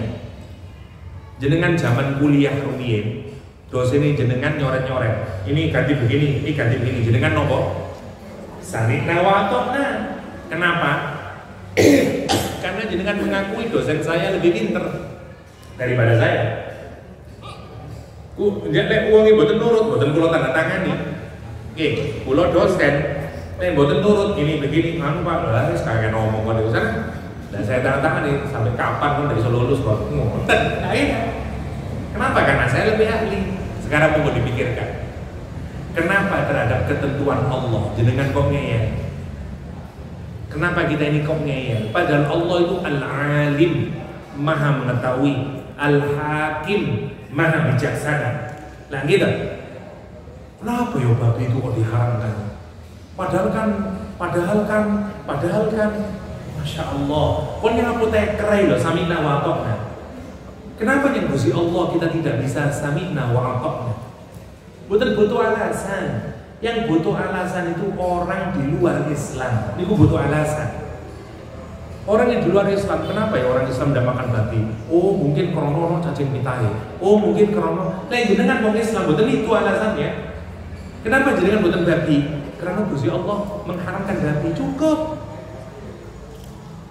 Allah itu cukup sebagai alasan kita untuk mentaati. Lah ngoten to? Lah sedangkan apa kok boten purun makan anu niku napa ping melinjo nggih jare dokter kula mboten nangsal soalé asam urat. Lah ngene. Wa qala dokter ngoten to. Nggih, emping melinjo haramun. Pun nurut jenengan. Lah iya yo, aku nyong dokter kok iso yo sami nawatokna. Yang Gusti Allah kok ngeyel ae. Monggo dipikirkan. Yang ngeyel itu mestinya orang di luar Islam. Wong Islam itu cukup, jenengan lek ditangoni tiyang. Kenapa Anda kok berjeribat? Karena Allah menyuruh saya menuntut Allah. That's it. Bang Rono alasan ini alasan tidak penting buat sampean, itu alasan sekunder mawon. Yang penting Allah begitu menyarankan saya begini, Rasul menyuruh saya begini, sami nawafaq. Nah gitu, cukup. Gusti Allah itu Maha Alim. Allah lebih tahu kemaslahatan terhadap diri saya dibanding diri saya sendiri. Ngapain saya kok masih meragukan itu? Lah ngoten to. Masya Allah, niku mesti nih. Jenengan mawon ngamuk lek ngongkon anake ngeyel. Yen apa mboten? Dok, iki engko tolong anak-anak ini ya, istri iki kene no. Ma, tapi kan kok niku lho wis nurut ta? Mama ini lebih tahu dari kamu. Tolong ya, kok lomboke telu, tambah ono bawang putih siji, tambah ngene, kok otomatis gorengan dhisik. Soalnya kok dadi sambel. Ma, aku lek anu otomatis Anda. Kok niku nurut ta? Itu yang kita lakui. Padahal siapa sih kita ini? Apakah kita ini selalu benar? Apakah jenengan shadaqallahul azim? Maha benar ibu atas segala firman-Nya. Lah boten to. Kita ini tidak maha benar. Lucu menungso niku wong Islam ini menyatakan maha benar Allah atas segala firman-Nya. Begitu wonten Quran kita masih mempertanyakan. Iya tapi kenapa kok begitu Ustaz? Terus di mana bukti jenengan maos shadaqallahul azim? Niku namine palsu. Ngomong maha benar tapi masih mempertanyakan. Nah gitu. Makanya niku artine boten gada adab, boten gada akhlak kepada Allah dan Rasulnya. Niku ayat yang pertama, nggih. Oke, kita lanjutkan ke ayat yang kedua. Oke, yang pertama. Dereng mantun supe kula. Ayat ini diawali dengan kalimat ya ayyuhalladzina amanu, hai orang-orang yang beriman. Yang selain tidak beriman dari dipanggil oleh Allah. Saking pentingnya ayat ini. Hanya khusus untuk orang yang beriman kita dipanggil atas nama iman. Biar nopo, biar kita ini menjadi orang yang lebih baik. Saking sayangnya Allah. Saking sayangnya Allah. Makanya wonten kisah Mu'adz bin Jabal. Tidak saya jelasin semuanya, terlalu panjang.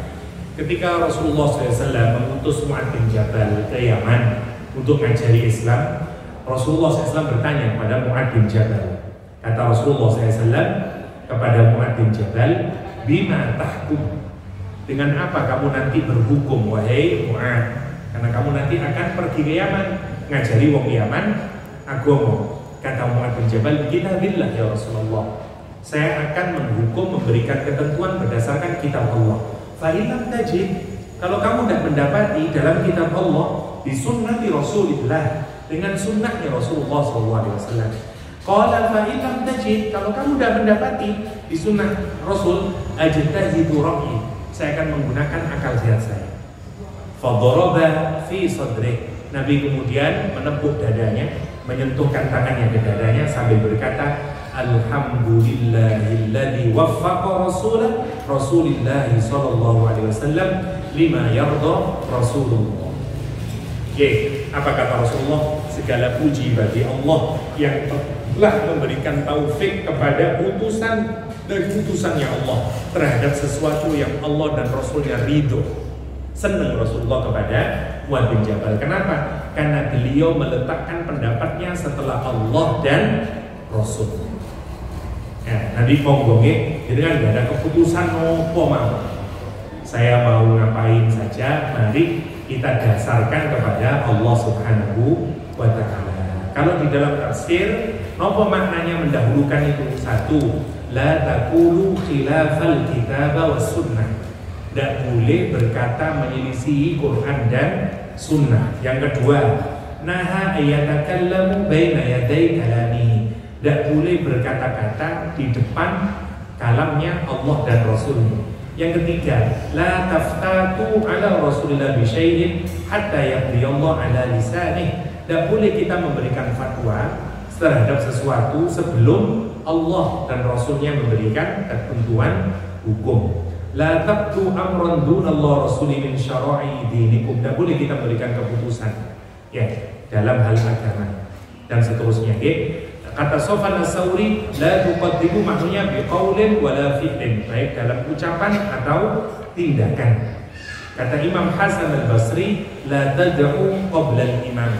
Maknanya juga bermakna jangan mendahului berdoa sebelum imam berdoa. Tidak boleh juga. Dan ayat ini dilebarkan oleh para ulama untuk bukan hanya mendahului Allah dan Rasul, tapi kemudian dikaitkan dengan apa? Mendahului orang-orang yang mengikuti aturan Allah dan Rasul. Siapa nih Bu? Misalnya para ulama. Sekarang sudah tidak ada, Rasul tidak ada, Quran tidak bisa bicara sendiri. Pada prakteknya kayak apa? Kita tidak boleh mendahului ketentuan yang telah dilakukan oleh para ulama. Majelis Tarjih, Bahsul Masail, MUI, lek pun wonten keputusannya, jenengan harus menghormati, jangan mendahului. Bahkan nanti dilebarkan lagi oleh para ulama, lek wonten wong sing alim, wong sing ahli agama dan dia mengamalkan ajaran beragama, hatta kita tidak beradab kalau mendahului ketentuan dari keputusannya dia. Atau bahkan di zaman sahabat, orang tidak berani mendahuluinya tanpa minta izin. Hudzaifah al-Yamani berjalan di depan sinten Abdullah ibnu Abbas.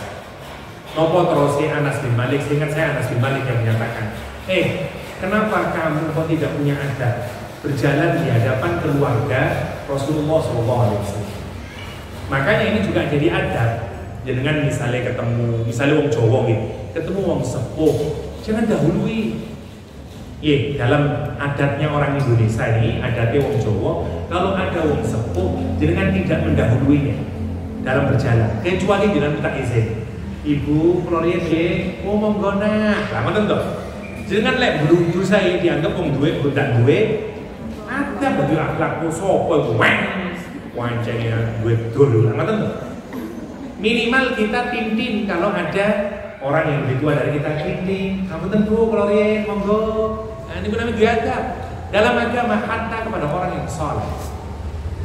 Jadi dengan ketemu wong sing soleh, wong sing alim, ahli agama, sabarlah dia. Nopo lah Kiai Nurien, monggo nak, silakan. Itu tanda kita la tuqaddimu baina yadillah. Terus para ulama dilebarkan maknanya sampai sebegitu. Boten malah seperti umatnya Nabi Yakub, Nabi Nuh, ketika Nabi Nuh ditutup mukanya, tangannya diletakkan di sini, ja'alna asabi'ahum fi adanihim, terus waqasiyahum siyabahum, dan nutupnya dan malah tahu ketemu Nuh. Ini umatnya Nabi Nuh, wonten surat Nabi Nuh maka dijelaskan saking buruknya. Wattaqullah, dan bertakwalah pada Allah. Berarti jenengan lek gak ada adab tembusi Allah dan Rasul, jenengan bertakwa. Jenengan tidak dianggap orang bertakwa kalau masih boten gak ada adab kepada Allah dan Rasul. Innallaha sami'un alim. sesungguhnya Allah Maha mendengar dan sesungguhnya Allah Maha mengetahui. Apa yang kita bicarakan, apa yang kita lakukan, Allah tahu. Apakah kita ini nggak ada adab, nggak ada akhlak kepada Allah, nomor boten nggih. Niki baru ayat pertama. Sekarang kita masuk ayat kedua. Nggak tahu dapat berapa ayat ya. Sampai 10, 30, 9, 30. Cepet deh sama ini. Ya ayyuhalladzina amanu la tarfa'u aswatakum fawqa sawtin nabi wa la tajharu lahu bil qawli ka jahri ba'dikum li ba'din an tahbata a'malukum wa antum la tashkurun. Masih kepada Allah dan Rasul. Yang kedua sekarang. Kalau cepetaken mawon. Ayat ini kata Allah, hei orang-orang yang beriman, la tarfa'u, janganlah kalian meninggikan aswatakum, suara kalian, fawqa sawtin nabi, di atas suaranya Nabi. Wala tajharu lahu bil qawli ka jahri ba'dikum li ba'din. Jangan kamu memanggil Nabi sebagai mana kamu memanggil satu dengan yang lain. Kenapa? Kalau kamu bersuara lebih tinggi dari suara Nabi, kalau kamu memanggil Nabi dengan panggilan sebagaimana kamu memanggil satu sama lain, Muhammad. Misalnya kamu panggil Nabi begitu, antahbatu a'malukum, habis semua amal soleh. Wa antum la tashurun, dan kamu tidak sadar itu. Tiba-tiba itu di kiamat, loh, tiba-tiba aku tidak duwe pahala. Jelas kenapa? Karena kamu tidak punya adab sama Rasulullah. Perhatikan ini sangat penting. Ayat ini dulu turun kepada sahabat Nabi namanya Sabit bin Qais. Namanya sinten? Sabit bin Qais. Sabit niki wonten masalah teng telinganya. Sehingga kalau bicara keras, jenengan boten percaya, jenengan mirengaken murotal, kasih earphone teng mriki. Jenengan yang jawab lah banter. Mbak, telepon di Mbak pasar. Karena ojo banter-banter. Nggak banter aku pelan. Karena ininya kesumbat. Coba jenengan ambil. Ya Allah, ya banter nggak mulai ngomong. Lah Sabit niku telinganya wonten gangguan kalau bicara keras. Begitu turun ayat ini, dia pulang, berdiri duduk di satu tempat, nangis terus. Ketemu sahabat Kanjeng Nabi namanya Asim bin Adi. Terus ditanyain, mayuki kayak Sabit, sampai nopo nangis. Hadil ayat atakhawwafu an takuna. Saya takut ayat ini kayaknya turun berkenaan dengan saya, karena sayalah orang yang paling keras suaranya semadina. Aku mesti ahli surga, ahli neraka, entek ganjaran itu. Terus dia pulang ke rumahnya. Dia bilang sama istrinya, "Dek, tolong saya nanti masuk ke dalam kamar, kunciin tekan luar. Biarin saya tidak mau keluar dari kamar sampai Allah akan mengampuni saya, turun ayat Al-Quran kepada saya, atau biarkan nanti saya mati di dalam kamar sudah. Saya tak akan sholat terus nangisnya Gusti Allah." Saking takutnya dia menjadi ahli neraka itu gara-gara suaranya keras. Akhirnya Nabi pada sholat, Nabi lempar sholat menghadap guri ngeten. Kali ngecek, sopo iki sing gak teko sholat, ono opo. Bukan untuk dimarahi, kenapa kamu udah sholat? Boten ngoten. Nabi itu ngecek, kalau ada sahabatnya tidak ikut sholat jamaah, dicek ono opo, tidak duit ta, loro ta, nanti dikunjungi. Masya Allah, itu kan Nabi. Nah, Nabi itu kalau habis sholat muter, bukan sekedar muter biasa toh, karena ngecekin. Dia lihat dak ono Sabit bin Qais. Ditanyain, kemana Sabit bin Qais? Terus niki ditanyain ini, tetonggone iki Asim bin Adi ditanya, Asim kamu anak tetangganya? Naam ya Rasulullah. Ada apa? Dia nangis ya Rasulullah karena gini. Apa katanya? Kata dia, panggil, suruh ke sini. Udah datangi. Ya Sabit, kamu dipanggil Rasulullah. Duh, jebolan aja selawangnya. Jebol lawangnya, keluar dia. Datang ke Rasulullah SAW, terus ditanyain, apa kata Rasulullah SAW? Kenapa kamu kok menangis? Ya Rasulullah, kata dia, mayuki kayak Sabit, ana soyyitun. Saya ini orang yang suaranya paling keras. Wa atakhawwafu. Ya repot oleh ngomong gitu. Wa atakhawwafu. Ini tadi akan lentu ini tadi. kurang boleh kambingnya lagi. Wa ta'akhawafu, dan saya takut antakuna hadil ayat ini nazalat fiyya, turun atas saya. Nopo Rasulullah, tidak ya Sabit, ama tardo anta'isa hamidan, apakah kamu ridho kamu itu bakal hidup diri terpuji, wa tuqtala syahidan, dan kamu nanti akan mati dalam keadaan syahid, wa tadkhulal jannah, dan kamu nanti akan masuk surga. Kamu bukan ahli neraka, bal antum min ahlil jannah, tapi kamu ahli surga. Masya Allah. Niki wong sing saking wedine suarane keras. Nanti Sabit niki sampun sepuh ikut perang Qadisiyah, beliau membawa bendera di tengah-tengah dan dia syahid wonten nopo namine perang Qadisiyah. Tapi yang menarik dalam peperangan ini orang pertama yang wasiat saat meninggal dunia. Beliau itu punya pakaian besi. Waktu meninggal, di sini wonten cerita nih, tapi kepanjangan sudah, saya ceritakan saja. Nah, waktu meninggal dia masih punya hutang. Terus mantun syahid, dia datang ke dalam mimpi sahabat Nabi Muhammad. Kon iling aku tak, nggih sampean Sabit iki yo. Aku syahid dipateni yang wong kafir waktu perang.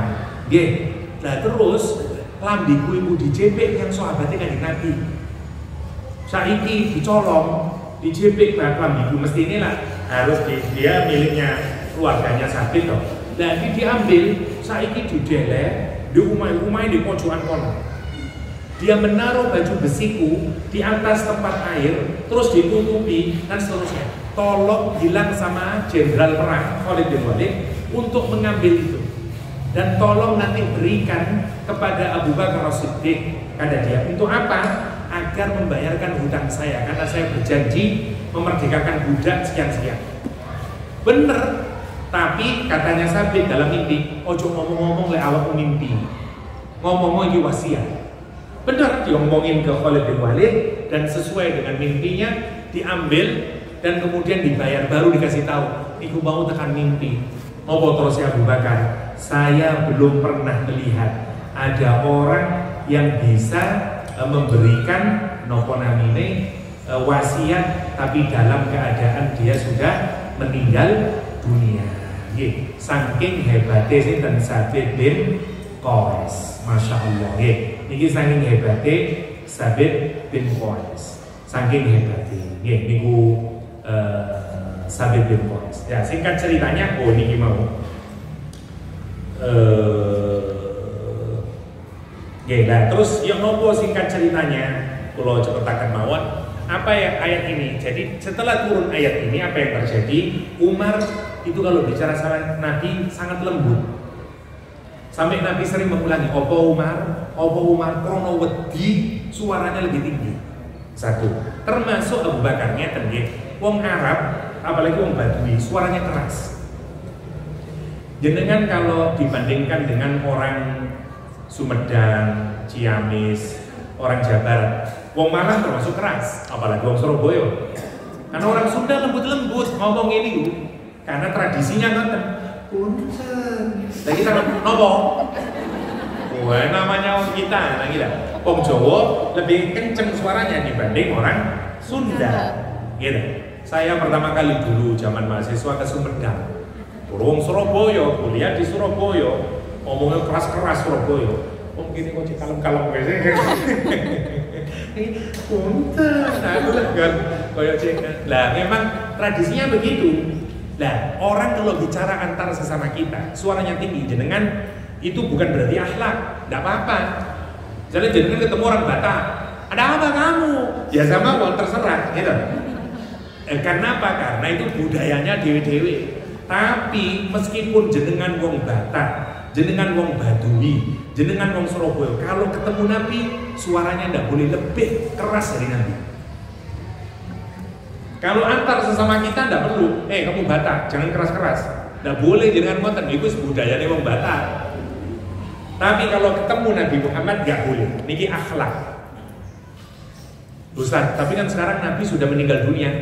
Alhamdulillah, bukan alhamdulillah Nabi meninggal, bukan. Kita sudah tidak perlu ngukur intonasi suara. Andai Nabi masih ada, jenengan lek sowan teng Madinah, harus lihat Nabi ngomongnya seberapa.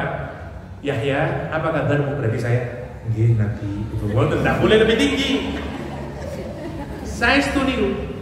Sebenarnya sami, teng Jawa lah mboten ngomongin jenengan lebih tinggi dari orang tua, jenengan Nabi Adam. Le, tolong temen Lombok, nggih. Jenengan lah, kok niku lho, ngomong kok cek nyentake lah ngoten to. Orang tua nggak suka, itu akhlak pada Nabi. Satu. Nah, bagaimana setelah kita meninggal tetap boten nangsal bersuara keras. Mergane lek jenengan ziarah waktu umroh niku di sekeliling ditulisi ayat niki. Kula kok boten ningali Ustaz nggih, soalnya tulisannya koyo kaligrafi. Jenengan boten saged ndak perhatian. Jenengan lek ziarah wonten tulisannya di situ itu. Ye, innal ladzina yaghudduna aswatahum 'inda Rasulillah. Siapa yang tidak bersuara keras di hadapan Nabi dan seterusnya wonten dikasih surat Al-Hujurat ini. Agar jenengan kalau ziarah boten memekik-mekik suara keras. Kalaupun mengucapkan salam, Assalamualaikum ya Rasulullah, Assalamualaikum ya Nabi Allah, Assalamualaikum. Assalamualaikum. Wonten lek wong Syiah kadang suaranya keras. Sejak masuk, Allahumma sholli ala Muhammad. Rame dia. Makanya askare kamu ngamuk. Jadi kan lek ziarah gak ada akhlak, boten nangsa. Satu. Nomor dua, gak boleh manggil Nabi dengan panggilan sebagaimana kita memanggil satu sama lain. Bahasa Jawa nih jambal, boten nangsa. Menurut Muhammad itu gak mau betul diadab ya dengan boten. Menurut Nabi Muhammad, menurut Muhammad Sallallahu Alaihi Wasallam, menurut Nabi Muhammad Rasulullah boleh, harus ditambahi. Wong Jawa ditambahi menurut Kanjeng Nabi dari Wong Jawa. Mboten nangsal jenengan petani nggih. Adakah jenengan nemoni hadis istri-istri Nabi memanggil nama Nabi Muhammad? Mboten wonten. Hatta istrinya Nabi enggak pernah manggil Mas Muhammad. Mboten nate. Manggilnya ya Rasulullah. Atau enggak mboten nate. Hatta istri Nabi, mertuane, boten nanti manggil ya Muhammad. Abu Bakar, Umar, mertuane kan di Nabi ini, manggilnya ya Rasulullah, ya Nabi Allah. Seluruh sahabat Nabi, dengan baca hadis Bukhari Muslim, tidak ada satupun dari sahabat Nabi yang memanggil Rasulullah dengan panggilan ya Muhammad. Sinten sing manggil ya Muhammad wong kafir. Sinten yang manggil Nabi Muhammad wong badui yang belum tahu akhlak. Semua sahabat Nabi manggilnya ya Rasulullah. Ada yang manggil nopo? Ya Abu Dzar Al-Ghifari, manggilnya nopo? Ya Khalili ya Rasulullah. Wahai kekasihku ya Rasulullah. Niku Abu Dzar. Abu Dzar itu setiap manggil Nabi ngoten. Ya Khalili ya Rasulullah. Ya Khalili ya Rasulullah. Ngoten. Saking cintane kepada Nabi. Boten nangsal nggih. Itu salah satu akhlak kita. Jangan, lah Ustaz, terus gimana kalau saya sholat? Terakhir, ya, tasyahud saya niku Allahumma sholli ala Muhammad wa ala ali Muhammad. Kok boten wonten Nabi nih? Kok boten wonten Sayyidina nih? Dan seterusnya. Ya, karena itu ibadah mahdhah.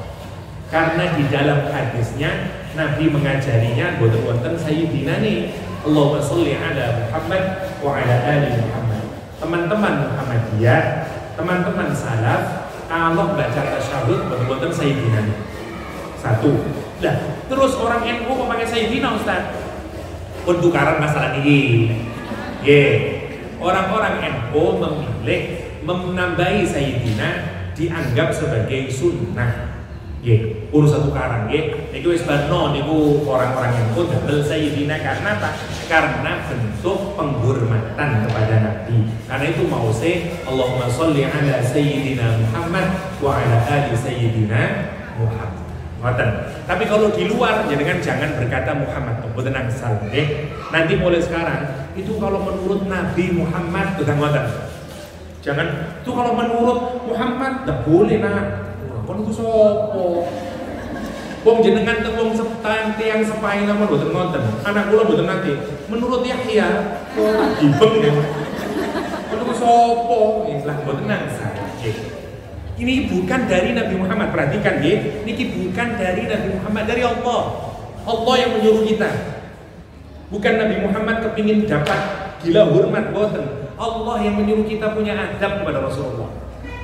La tuqaddimu. Kenapa? Dan Allah memberi balasan. Lek kon sampai ndek adab yang Kanjeng Nabi, antah bato. Ngetos antah bato niku ngeten nggih. Orang itu merasa jenengan lek ngasih wedhus kambing makanan, gede terus mari ngasih makanan lemu deh, kembung, mari ngono terus mati. Lah niku namanya antah bato. Koyo lemu, tiba itu kembung Ustaz, mending bledos mati Ustaz. Niku namanya jenengan mari mangan melembung. Wah, lembung saiki mboten niku melembung. Nah, gitu. Entah karena nopo Allah ada. Nah, gasnya yang melembung. Lah makanya antah batu yang ngoten. Kamu mengira kamu nanti punya amal, tadi habis semuanya gara-gara boten gak ada akhlak kepada Rasulullah SAW. Antah batu amalukum wa antum la tashurun. Dan kamu boten sadar kalau hilang itu gara-gara boten gak ada adab kepada Rasulullah Sallallahu Alaihi Wasallam. Masih adab kepada Allah dan Rasul masih jauh nih. Sebenarnya kenapa saya milih ini? Karena saya mau cerita tentang adab antar sesama umat Islam. Mulai nanti dari nopo, boten cek and recheck, nanti saya cerita nih. Ya opo gara-gara informasi yang belum lengkap, orang saling suudzon, dan nanti melahirkan banyak peperangan di dalam umat Islam. Kita tidak boleh lagi. Dan tidak boleh membanggakan diri sendiri, merendahkan. La yaskhar qaumun min qaumin, merasakan meduro kan. Alhamdulillah aku udah meduro, tak boleh ini. Nanti kita akan belajar semuanya nih. Jadi benar harus sama suatu saat menawi kula diundang balik. Diundang dengan belajar yang niku mawon yang saya tulis sampai akan wonten tanya jawab napa kita akhiri. Monggo nggih.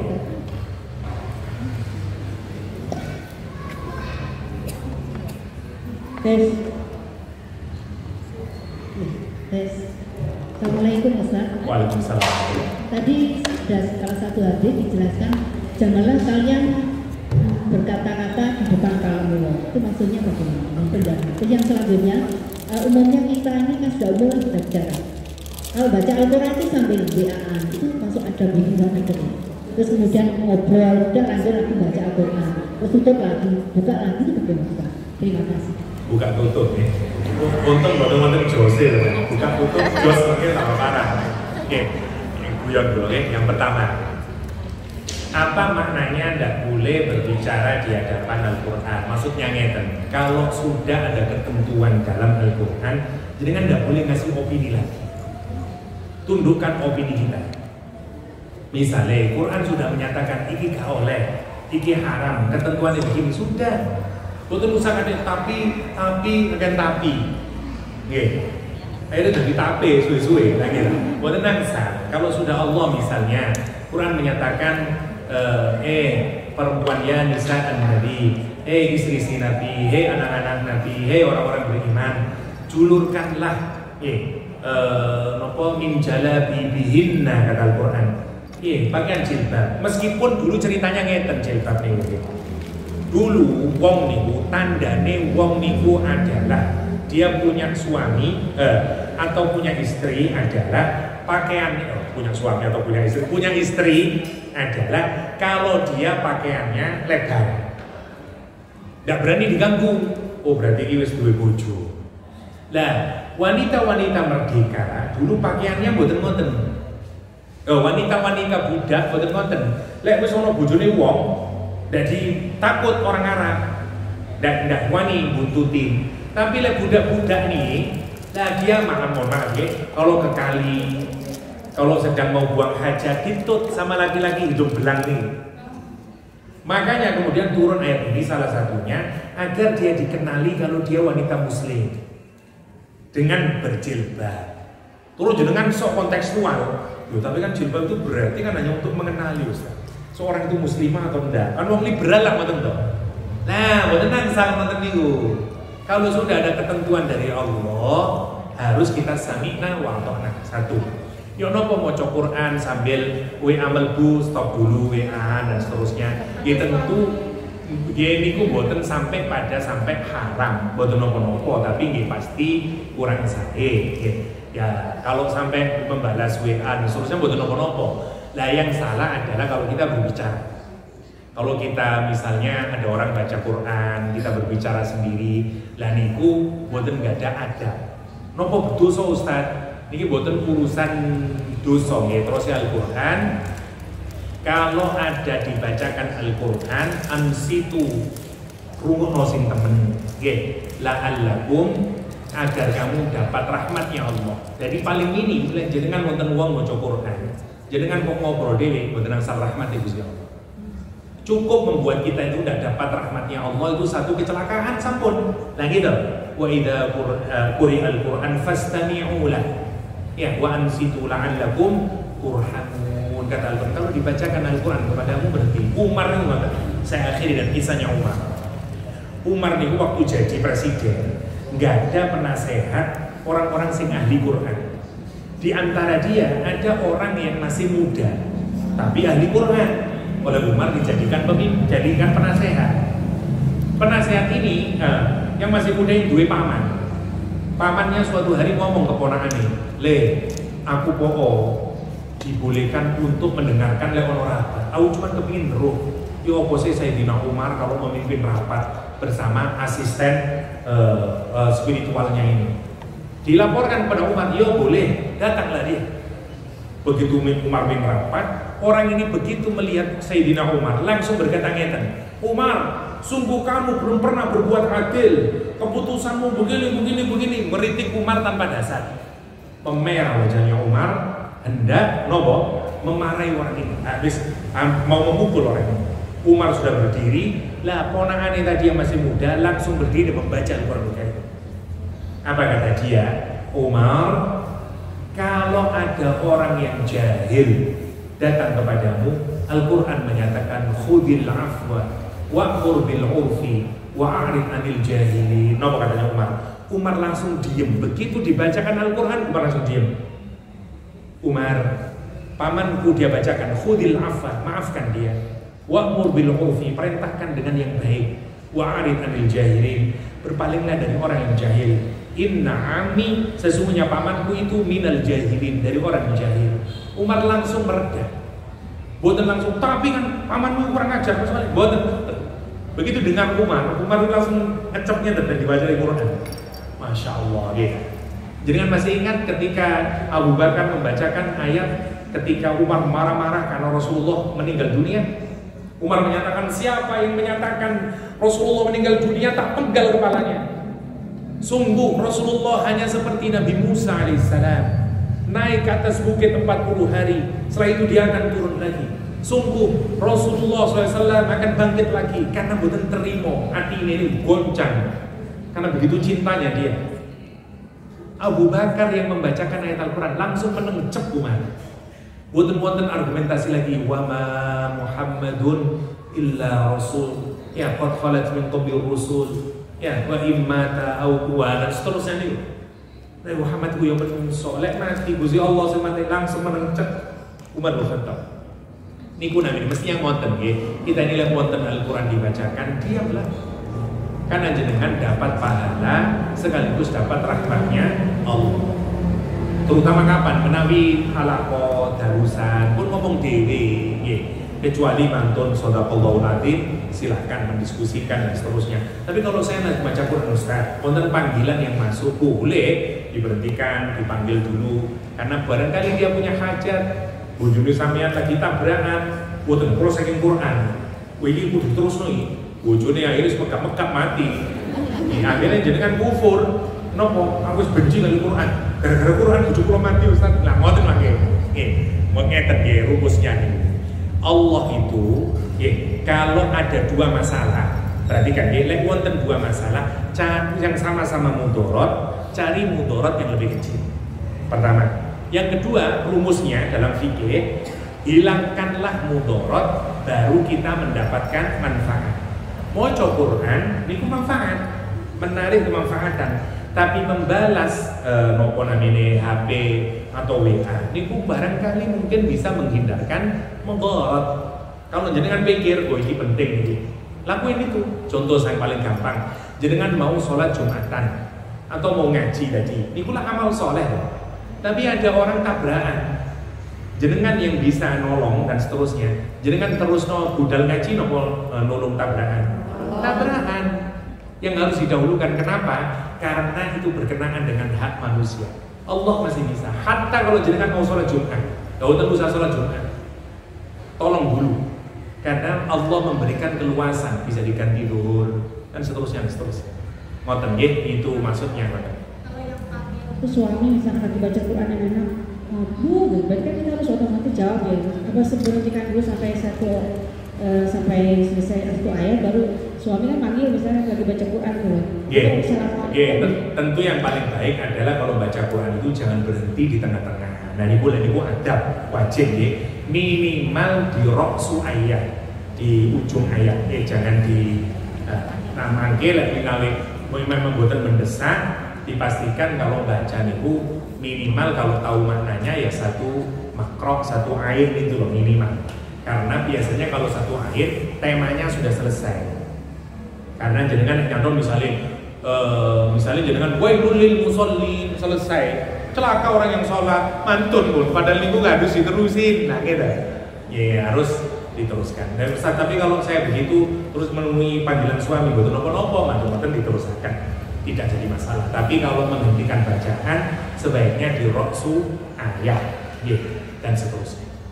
Wonten insyaallah sampun nggih wonten terakhir. Satu lagi Ibu terakhir, silakan. Assalamualaikum warahmatullahi wabarakatuh. Saya mau menanyakan tentang ini berhubungan dengan surat Al-Hujurat ayat 1 itu tadi Pak tentang mendahulukan Allah. Ini ada kasus tentang yang dana haji itu sendiri terus dipakai untuk keperluan yang bukan diperuntukkan untuk itu. Ini sebenarnya saya tanyakan ini karena saya melihat saya menemukan ada kasus yang hampir sama, tapi mungkin dengan skop yang lebih kecil dan ternyata mirip seperti itu, dan saya mungkin butuh dalil apa untuk menunjang penyelesaian masalah. Saya jelaskan singkat nih, buatan saya detailkan. Prinsipnya ngeten.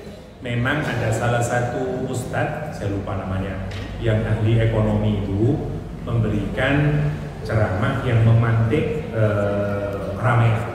Karena menurut dia sebaiknya, kata dia, orang Indonesia sudah tidak wajib lagi haji, dan kalau sudah terlanjur daftar suruh narik karena sudah tidak ada kewajiban. Nah, pemikiran beliau ini memantik pendapat yang beragam kemudian, termasuk di kalangan Abu Tengkih, karena beliau termasuk salah satu tokoh di Salafi. Salah satu tokoh Salafi di Makassar misalnya, yang sangat terkenal juga, Ustaz Dzulkarnain, itu memberikan apa kata dia? Jangan ikutin orang bodoh. Di sesama Salafi loh, ada dia, jangan ikuti orang bodoh, ada dia. Kita ini haji itu sifatnya wajib dan seterusnya harus ikuti pemerintah dan seterusnya. Ini terjadi singkatnya. Ini mungkin barangkali kalau kita ngambil jalan tengah, ini persoalan ikhtilaf. Tentu kalau ada perbedaan di kalangan rumus umumnya, kalau ada perbedaan di kalangan ulama tentang hukum sesuatu, siapa yang berhak menjadi kata pemutus? Hakim, yaitu pemerintah. Ini rumus yang harus kita pahami semuanya dalam hukum Islam. Keputusan hakim menghilangkan ikhtilaf. Contoh misalnya, poso ini tanggal piro mulai ini. Senin atau Minggu, ikhtilaf ini di kalangan para ulama. Mestinya hukmul hakim, keputusan hakim dalam hal ini pemerintah, menghilangkan ikhtilaf. Ya, Ustadz, sayangnya di Indonesia ini, misalnya kados tadi ya, kados keputusan poso ambil rioyo, memang pemerintah menyatakan sendiri boten mengikat. Mestinya keputusan negara itu mengikat. Tapi dalam hal ini boten mengikat pemerintah, ngomongin ngeten. Ini keputusan pemerintah. Bagi kelompok yang tidak mengikuti keputusan pemerintah, ya nggak apa-apa. Dan akhirnya boleh dan boten nopo-nopo. Tapi dalam hal haji itu keputusan pemerintah. Kita difasilitasi oleh negara dan cara negara begitu. Nah, kita harus samina wa ta'na karena mentaati pemerintah itu juga bagian dari kewajiban di dalam agama.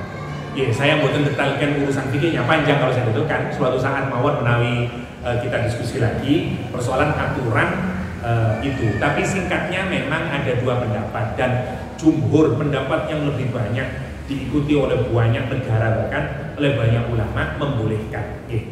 Nanti nonton betul-betul haji ya dengan haji sudah jadi kewajiban nih selama tahun saya duitku didelek. Nah ini kan karena ada horornya itu sebenarnya.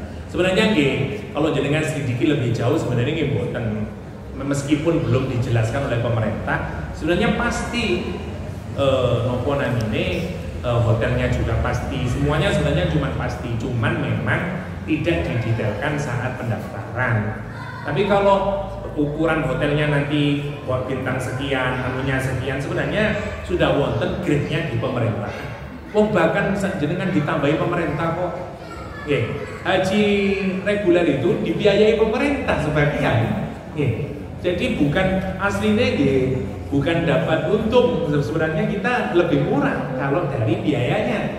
Kan ditambahi oleh anggaran negara sebenarnya. Dan seterusnya.